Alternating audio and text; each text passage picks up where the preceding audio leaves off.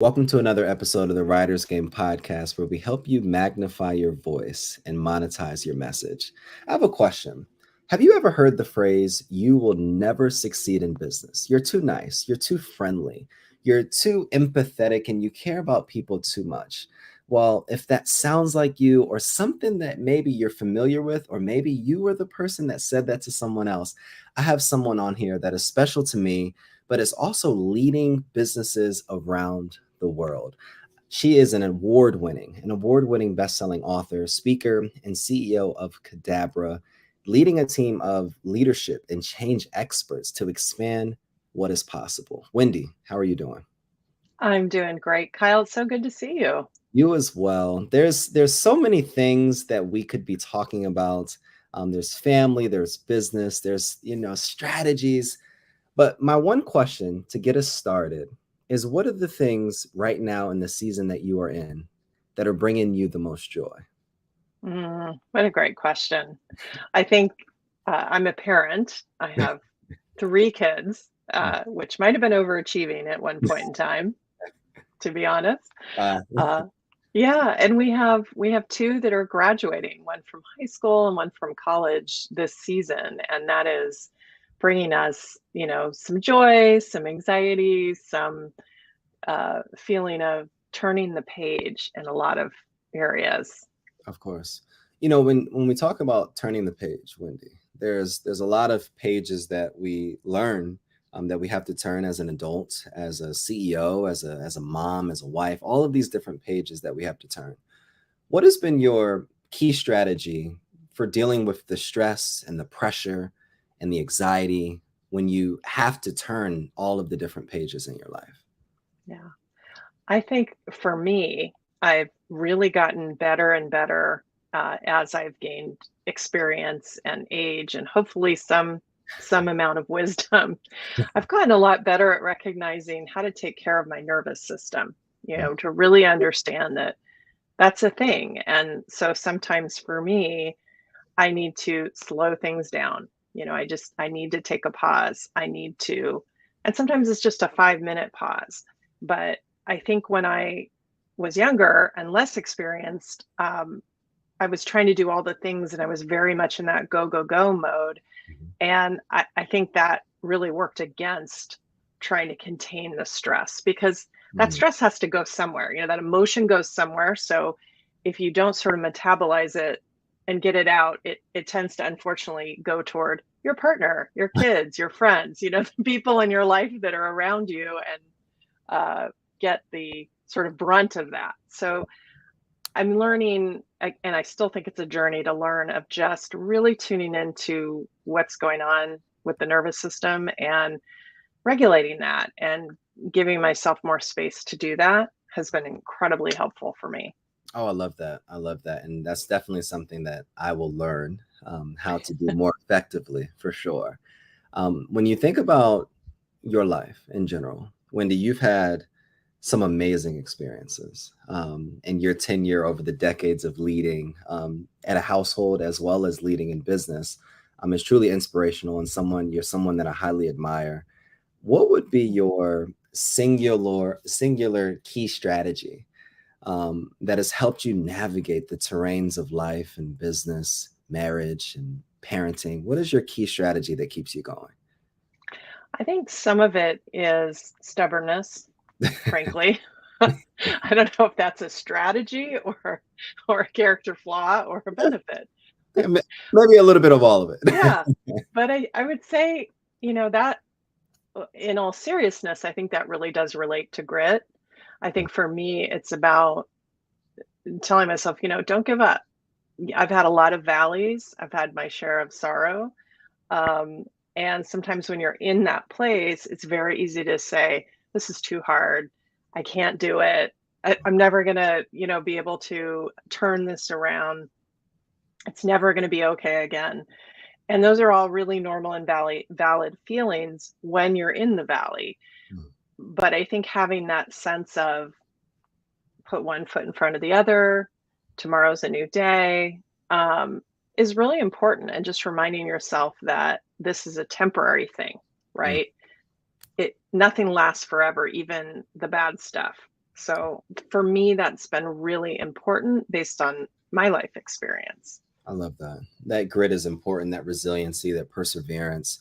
And I think it takes a level of believing in the vision that has been Yeah, put into you as well, while still balancing the kindness.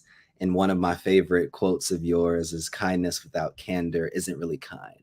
Can for you talk sure. to us a little bit more about that? What inspires that quote, and how do you continue to practice that in your daily life?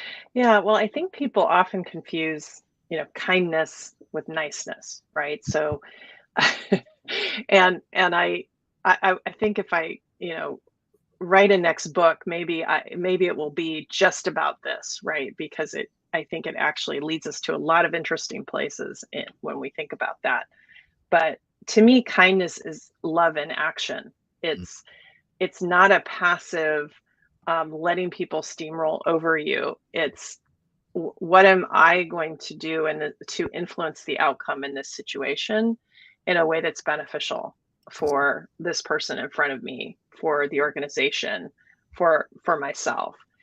So it takes courage and it takes action. Um, and I think when we're nice, for example, it's more about I want people to like me. Wow. I care what people think. I don't want to ruffle any feathers. So they're really very different. And I think for me, um, kindness is embedded in everything that I try to do. And it to me it's a way again of putting love into action, but also um, recognizing that all of our actions are consequential ones. So another thing I like to tell people is, especially when you're in a leadership role, whatever arena in your life, there's nothing that you do that isn't going to impact someone. And to some extent, that can feel like a lot of pressure, but I think it's really important that we understand that. And so, kindness to me is really about that awareness also of, hey, whatever I choose to say or don't say, whatever my body language is doing, that's having an impact on someone else. And what do I want that impact to be ultimately? What's really important to me? It is very values based. How would you recommend? I love the perspective. I think it's continuing to show up as your fully expressed self while being mindful of your body language and your attitude and um, all of those different things collectively so that you can have influence, a positive influence on the culture or the community or the company that you're in. What is a practical strategy that you would give someone to be able to be more mindful of this in daily practice? Mhm. I think it's important for us to work on self-awareness and realize that it's not about just meditating all the time or Great. getting feedback from people all the time. It's really understanding who we are, what it is we're trying to achieve, what's important to us, what are those values, and then checking in with ourselves to say, how am I showing up in this moment? It's sort of, to me, I visualize this as having a conversation with ourselves all the time. We're always in conversation with saying, what's going on? What's the story I'm telling myself? Oh, isn't that interesting that I, reacted that way when that person rolled their eyes? Usually a teenager in my case. Um, right? So to me, it's like it's conversation that we're having internally, and it's for the purpose of really just understanding why is it that we think the way we think? What are the stories we're telling ourselves? And it's a muscle. You have to practice it every day, and it starts to become more normal if you do it. But if you really haven't thought about it before, it probably feels a little awkward at first. I agree. I agree. I think for me, it's interesting that you reference the story that you're telling yourself, or the story, the reality that's going on. And for me, it's a continuous process. But what I learned in this reflection process, in this season of self awareness, is that oftentimes the thoughts, the triggers, the disbeliefs, the doubts, the self limiting beliefs that we have don't belong to us. They've either been put onto us, they've been communicated to us, they've been created around us. And for me, it really had me relook at, what do I desire? What do Mm, I really think about? What do I want? Or is this a product of the environment, the family that I was born into, or the things that I potentially watch or engage with? I'm interested in, Wendy, learning from you. What was the last conversation that you had with yourself that disappointed you a little bit? mhm. I think this was just 2 days ago, in fact, so I'm gonna be really vulnerable for a moment. 2 days ago, I was really feeling kinda had a moment of like, I don't know if there's a new solution that we're launching in the business, and I had a moment saying, "Is this really gonna work? Are we really gonna get this where we wanna go? Um, should I really be doing this at this stage?" And it was kind of a I was disappointed in myself, I think, because it was sort of that, I don't know if I'm up for this. Like, I don't know Mm, if I'm up for the lift that I think this is gonna require. Um, and so, I felt a sense of disappointment. And then what I tried to do is say, how can I make space for that? mhm. Right? So can I allow myself, just like I allow my clients and my team members, to have doubts, to feel like I'm not sure I'm up for this all the time. So if we are, you know, thinking that's important to do for others, I think the challenge is learning how to do that for yourself. Mm. I love how you reference the concept, this lift, this Mhm. concept of, am I ready to lift this barrier or this responsibility? And I think a lot of times what we realize is that thinking of the idea is the easy part. Thinking of the Yeah. business solution, oh, that's the easy part. I have this great Yes. granular vision is the easy part. But the lifting, the learning, and the leading that comes with it after, that's the transformational part. And I know you have a resource that could potentially help people transform. I'm interested in learning about the process and of course, learning about the resource that you have. Yeah. Thank you for that. So I was really, I feel fortunate, and I was fortunate to be able to publish my book, Learn, Lead, Lift, in 2021. So that was, to me, an answer to the question, what does great leadership look like? And acknowledging that leadership shows up in so many domains and arenas. So when you think about lift in particular, I think the reason that became part of that title is the recognition that one, to be great leaders, we always have to be learning. It never stops. We're always in a season of learning. We're always in school. Sorry if that's I a know. bummer for anyone to hear. Like, don't we? I just wrote a blog that was like, "Do leaders ever graduate?" And Mhm. you all can read that, see what the answer. But this might be this might be a spoiler.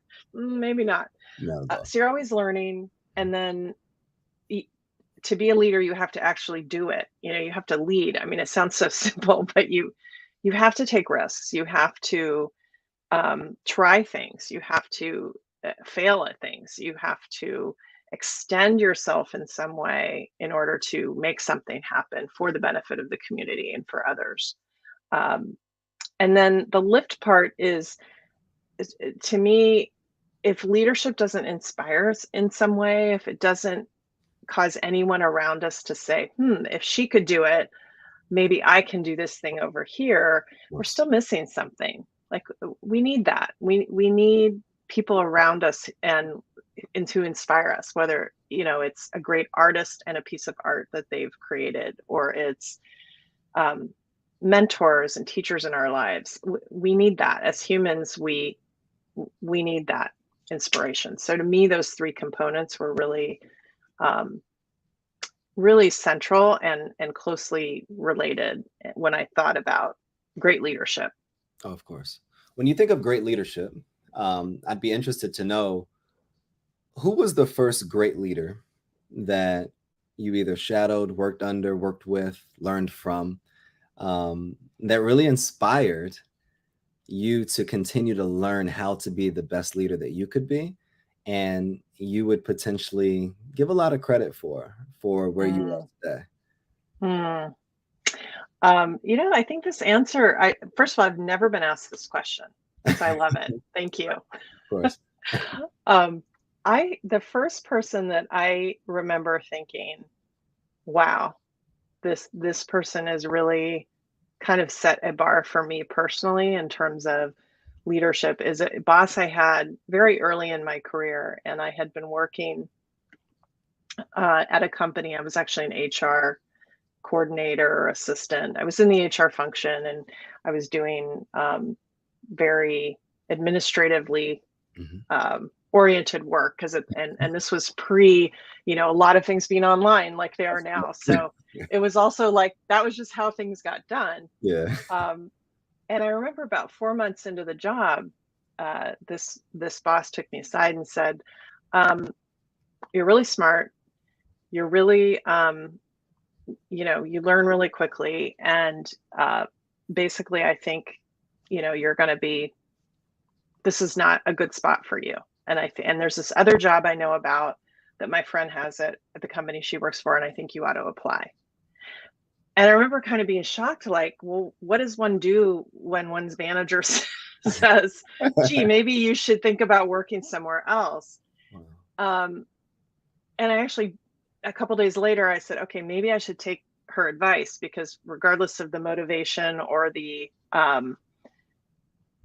what's really going on here, and I think I wrote about this in the book too, when your manager says, "I think you ought to look for another job," you should listen, You should. right? So that it finally kind of Of clicked course. for me, like, whatever this is, I better go do the thing. Yes. But it really stuck with me because I thought, wow, she's telling me the truth. Like Mm.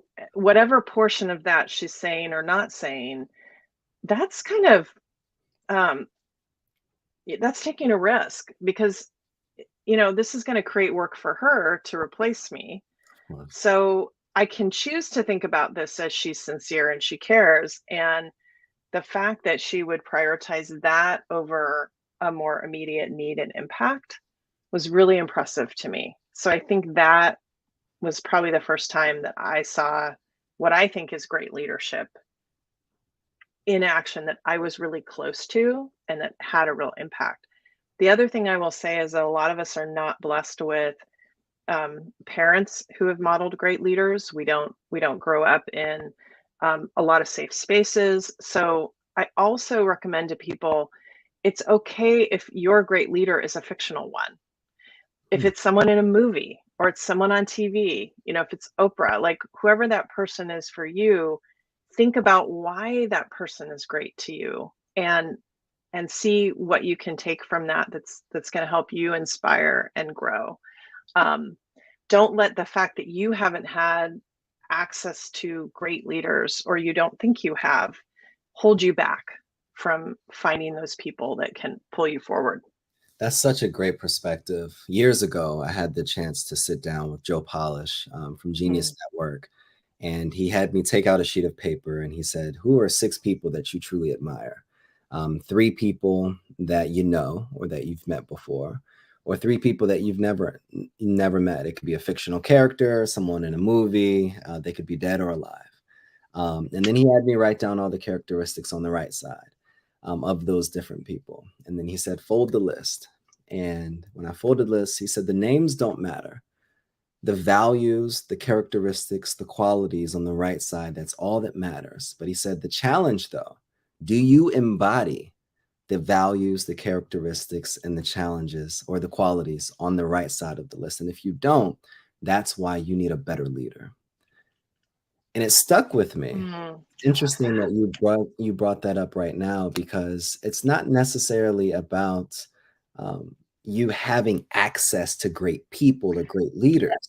Because I think Yes. so many times we use that as an excuse. Like I was fortunate to have amazing parents, and they set the bar very high, which created challenges because then I saw bad leaders in Right.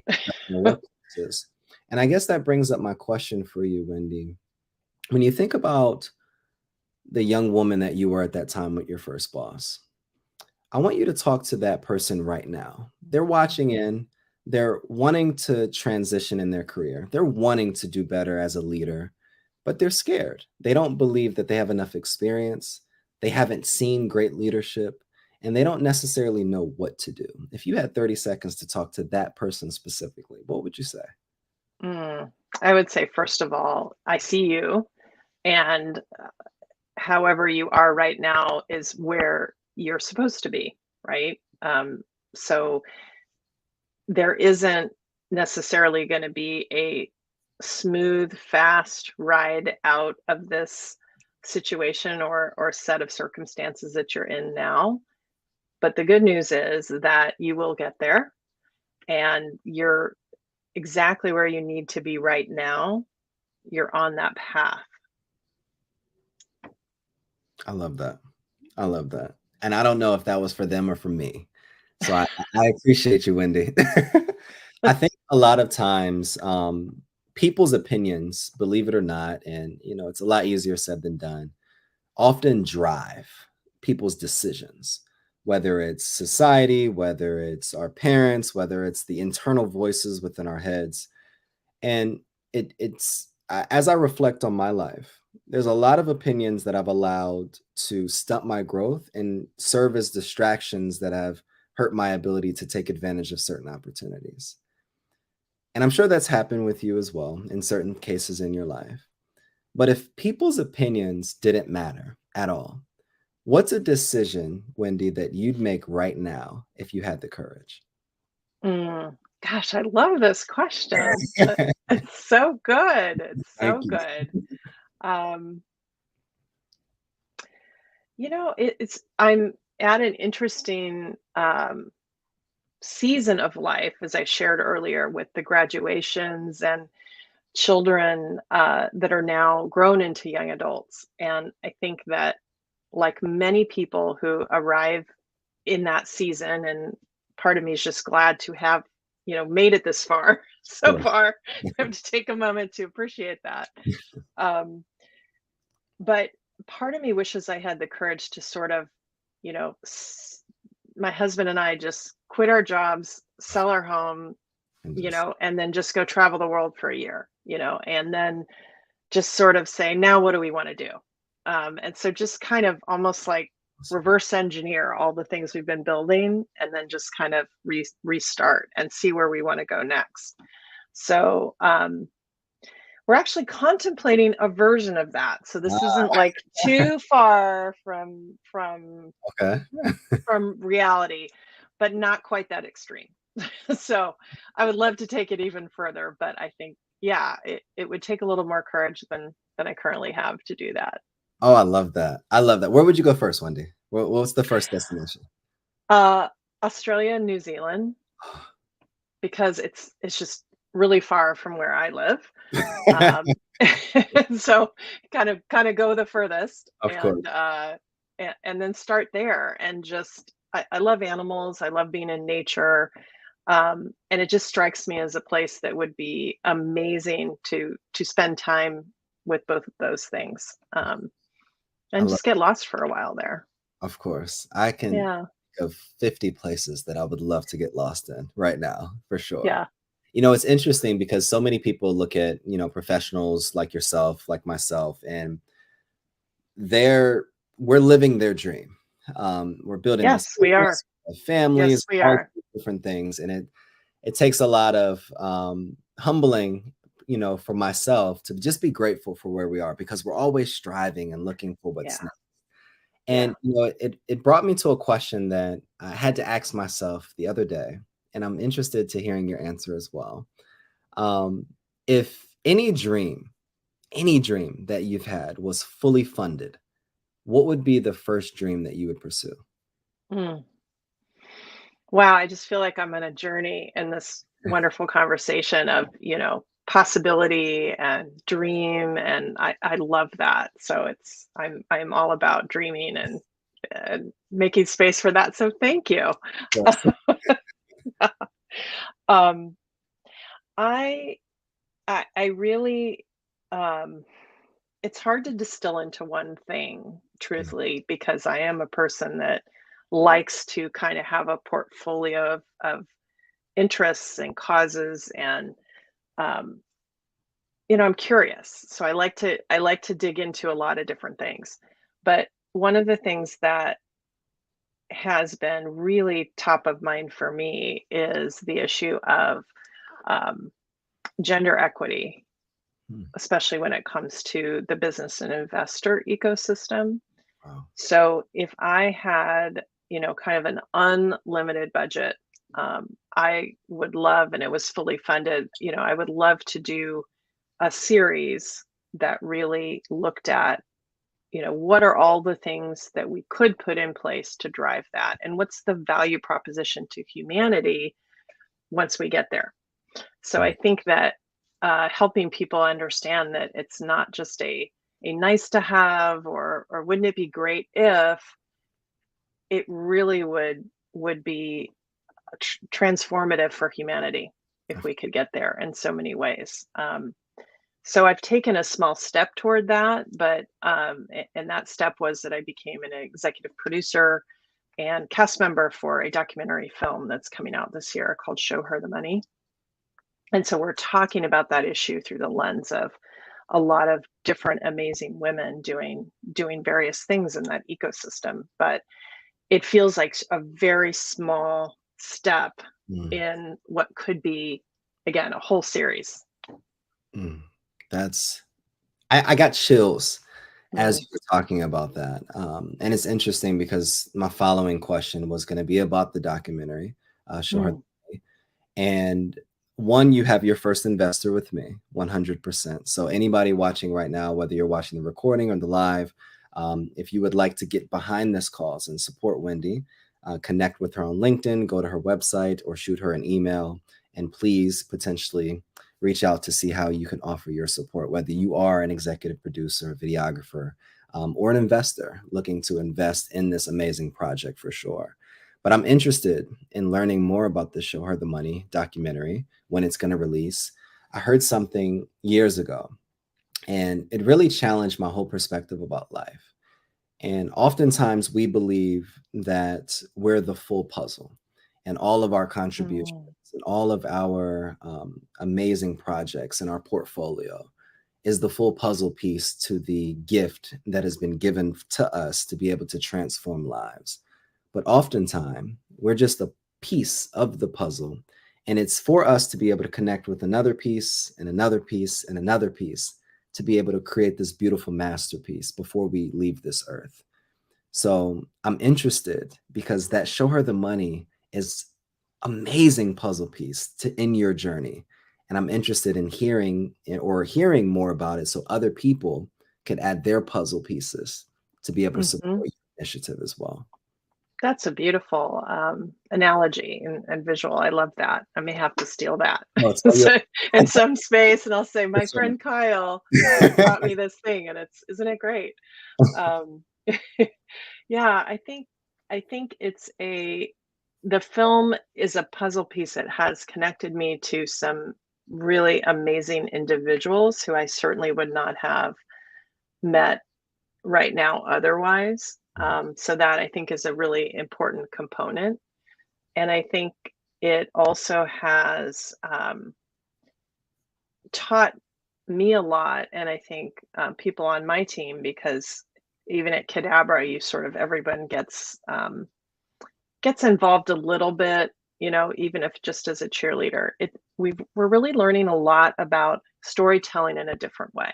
Mm, So when I was young, I was a dancer. I did ballet, I did jazz, and I loved it. And what I was reflecting on recently is how, in some ways, dance is storytelling through movement. it is.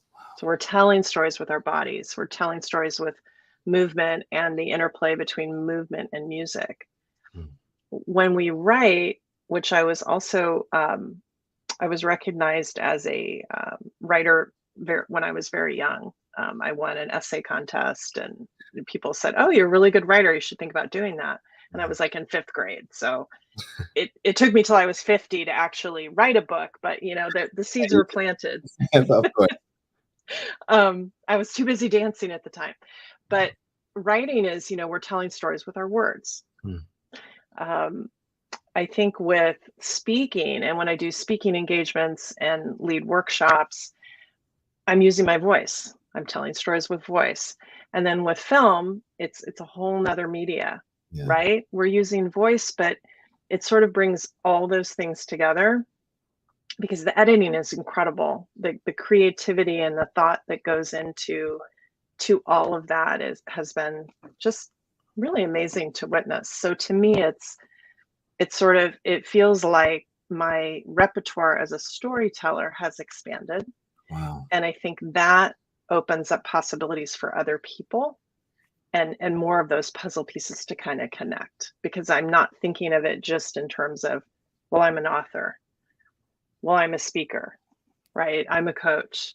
It's much more expansive now. And I think that can make more great things happen if we let it.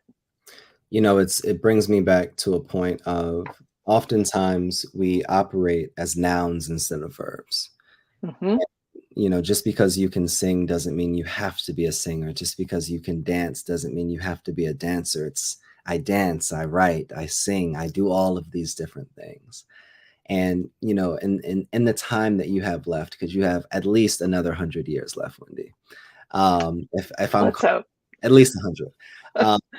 What would be another title or verb that you would love to add to your repertoire that would make you feel such joy inside?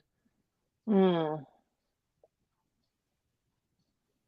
probably change maker. Hmm. Yeah.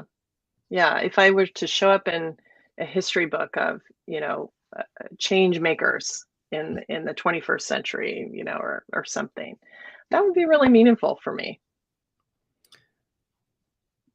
I want you to think of your great grandkids and what it would make you feel if they saw their great grandmother in that history book.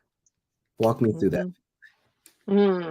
Well, first of all, God willing, right, Kyle? I mean, I There it said is. I had 3 kids, but you never know. You never So know. let's just say, yeah, whatever happens up. But if we did that optimistic exercise, and I put myself there, I really think what I would like for my great grandchildren to see is, not not the bar has been set here, and therefore, I may never get to that, but more curiosity and more, wow, what are some of the things that we do have in common? Maybe there are some things I have in common with that ancestor that I can put to good use, right? So maybe I've inherited some qualities, some habits, some, ways of being that I can do something good too. So I think it's more of that. Like, what can I harvest from this legacy and make mine? Not how can I live up to, or how can I surpass, or any of that. That to me feels a little That's tricky. su that's such a powerful perspective, Wendy, because my whole life, interestingly, has been about I have to reach the bar that was set before me. And it's always been communicated like I'm trying to raise the bar as high as possible and increase ceilings so that my next generation can know what they're striving for, rather than sitting in the fact that removing all of the pressure and saying, I want my children's children to just identify with characteristics and see what's possible, but not Hmm. pressure, not fill yourself with pressure, but just to see what's possible. I love that. And I thank you for that. I thank you for that so much. A few months ago, I was on a call, and this was probably the most transformational call I've ever been on, because this woman, she spoke out and she was talking about the year prior. She had woke up at night, and she called her doctor because there was something going on with her heart. and her doctor Mm. essentially communicated that she had a few months to live. And I believe a few weeks after that, she ended up in the hospital and she died. She died for, I feel like, for a few minutes, and then they revived her and she came back. And Wow. and she was telling the story. I was like, oh my God, you have to write a book about this. You have to write a book just to talk about that moment.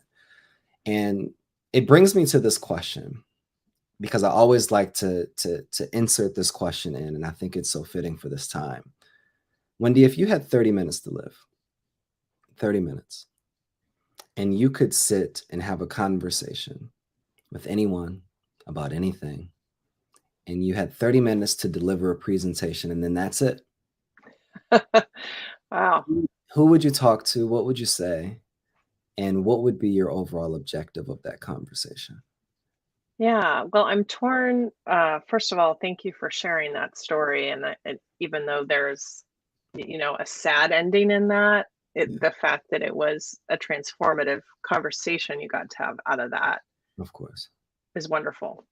Yeah, So I think even it's kind of that theme that we're on here of even in, you know, real challenge and kind of darkness can mm, come something.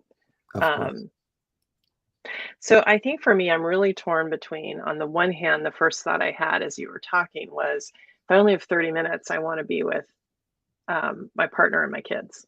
Mhm. Like that's who I really want to be with, and my dog because she's pretty great too. Uh, so I wouldn't want to give a presentation. I would just want to sit down with them and say, "Thank you. Wow. Thank you for having me back. Thanks for being the humans that you are and the canine that you are." and and is there anything that we haven't talked about that you want to know? um and I want to say I love you 10 more times because I probably have not said it enough, and Wow. I won't be able to say it out loud going forward. And that's really it. Like for me, that would be choice one. But if they weren't here, and I couldn't talk to them and I was somewhere else, then I think I would want to, um, wow, I would really want to be talking to a group of people who were interested in leadership Wow. and in making transformative change in the world. And I would say, here are some of the things that I've discovered. Here's some of the things that other people have taught me, and try to generate a sense of hope and um, some wonder and awe about it all. Like, Wow. let's like as you're going and you're doing the things, make sure you're taking time to just go, wow. From time to time when light bulbs go on for people, or you get that investment for that project, or um, people come up to you and say, wow, my life has been transformed because of working for you. Like, just don't miss it. Don't That's miss those moments. Yeah. good. It's when I reflect on that question all the time, um, I always think about my child and my son and what I would say to him and all of these different things. And as a part of deeper reflection, it challenges the perspective of, well, why am I not doing that in my daily practice? Why am I not being intentional with that on a weekly basis? If there's so much that I have to talk about and I only have 30 minutes, Right. maybe I'm not making enough time talking about those things now. And anybody watching this, I'm going to challenge you. If you had 30 minutes and you came up with this amazing answer, I want you to have those conversations now. I want you to do those actions now. I want you to tell those people that you love them, because time is not guaranteed. Wendy, you are a rock star and somebody that I truly admire, respect, and somebody that is inspiring me to continue to stay motivated and keep making transformative moves and change. My question for you, and this is the final question: what is your hope for the world? And what is the contribution before you leave this world that you would want to leave? Mm. Um, I feel very strongly about the fact that we all do not start out in the same place. Mm, Um, and we have a lot of systems in place that unfortunately, those of us who start out in a better pole position, if you will, um, we continue to benefit from that. And I think that our challenge, both in the US and then in many other places in the world, of just acknowledging that simple reality and then saying, how do we acknowledge that and then think about, economic prosperity, we think about technological innovation, all the things that we sort of enjoy pursuing mm, as humans and we want to think of as advancement. How do we do that but integrate this notion of care? mhm. We don't do a good job of, one, acknowledging that some of us are more fortunate than others, Of course. and the system doesn't make it easy for us to come to an equal footing. And we also don't do a good job with care, whether it's caring for the young, caring for the old, caring for disabled. Um, we we don't yet seem to have figured out that care is integral to our ability to do anything else. Um, so those things are really important to me, and I think that's why it shows up in a lot of spaces and in the work that I do. Um, and I'm sort of losing the second part of your question. Just what would be the contribution that you would love to leave Yeah. as a part of It, all of your work? yeah, like to me, so a really good marker for that, packaging what I just said into hopefully a neat little bow, is if, let's say, the White House, and let's say, the whatever the equivalent, the, I want to say the World Economic Forum, but I think that's to United Nations. There we go. Um, if there were specific, like, people and offices and departments that were just about care, Wow. just care, like that was recognized as important as the treasury, as important as the environment. Good. Care, just care. Yeah. Love that. Wendy, where can we find you online? How can we support you? And how can we continue to follow your journey? Hmm. Well, a great place to follow me online is LinkedIn. That's where I tend to be most active in as a social channel. That's my hero. Um, and of course, the Kadabra website, which is wearekadabra.com, is a great place to learn more about my work in leadership, and also about the book, Learn, Lead, Lift. And then finally, if you're interested in learning more about gender equity in business and investing, about the film, that is showherthemoneymovie.com. Awesome. Wendy, thank you so much. Thank you so much. Anybody listening, all of that is in the description below. And I'm asking you to check out all of her links. Go buy 2 copies of her book, at least 2 copies of her book. Okay. Buy it for your organization, your departments. Stay tuned with the documentary that's going to come out, and connect with her on LinkedIn. Wendy, this has been amazing. Thank you so much. It's been a privilege. It's been an honor. We are on another episode of the Writers Game podcast, where we help you magnify your voice and monetize your message. And we'll see you guys next episode.